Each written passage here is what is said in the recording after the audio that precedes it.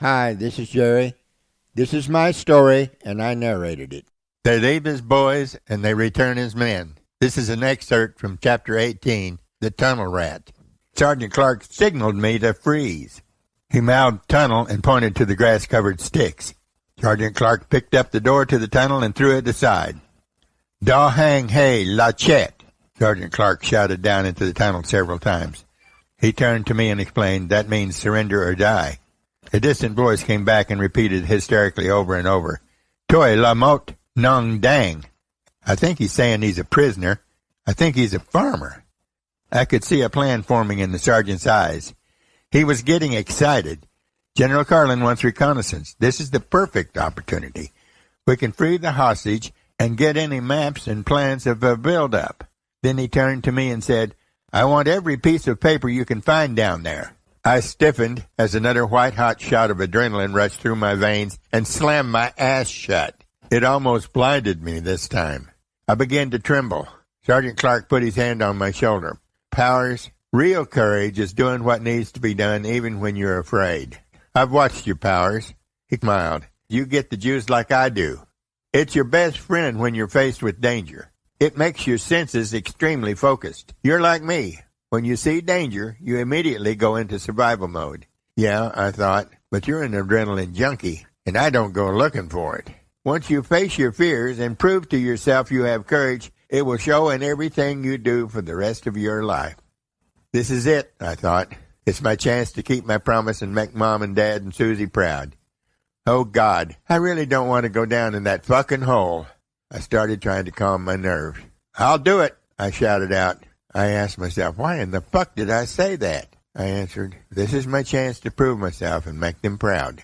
"Breathe in through your nose and out through your mouth," Sergeant Clark continued to give me instructions. "That helps when you're afraid," he said. "First thing I want you to do is tie the farmer's hands, then release the other bonds, and send him up the ladder with his hands tied. Do you understand?" I nodded yes. "Then I want you to look for books, maps, and gather up every piece of paper you can find that has any kind of writing on it." When I got halfway down the ladder, Sergeant Clark says, "Be careful to watch for spiders and snakes as you turn things over. I hear they're extremely poisonous in this area." Oh, God, I thought. He couldn't have said anything worse than poisonous snakes and spiders. I stopped for a second, then started to come back up the ladder. Sarge put his foot on my head and said, "There's no snakes. I was just making sure you're getting the juice." "Damn, Sarge," I screamed. "I'm getting so much juice, my heart is about to burst." I could hear him chuckle. "You'll be fine," Sergeant Clark assured me. "They don't have any poisonous snakes or spiders running loose down there. I'll be right here, and don't worry. I'll take care of his captors if they return. Keep your hands close to that .45. A pistol's best for down-hole work. Move fast, soldier." The farmer was squatting down in the back of the dugout. He pointed to a key that was out of his reach. I understood that key would unlock the lock on the chain that was around his ankle. I tied his hands first, unlocked the lock, then grabbed his arm and took him to the ladder.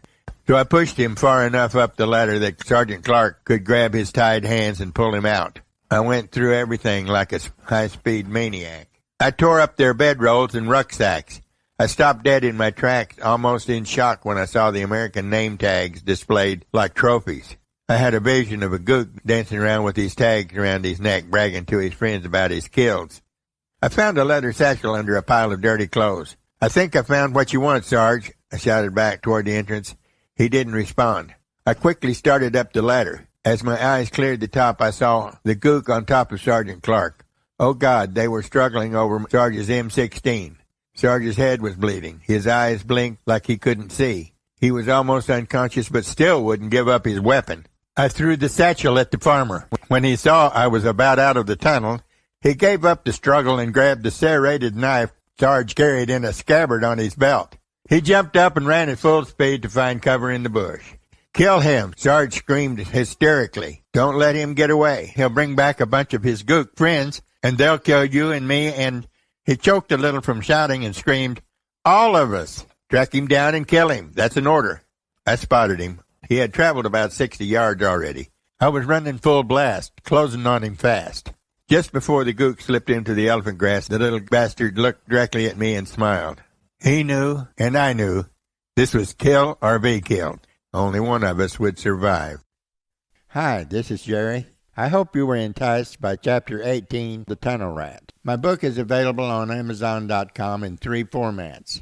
Digital for $2.99, paperback for $9.99, and it's available on Audible for a 30-day free trial. Before that 30-day free trial is over, you must decide to keep it or let it roll over to a subscription at $14.95 a month.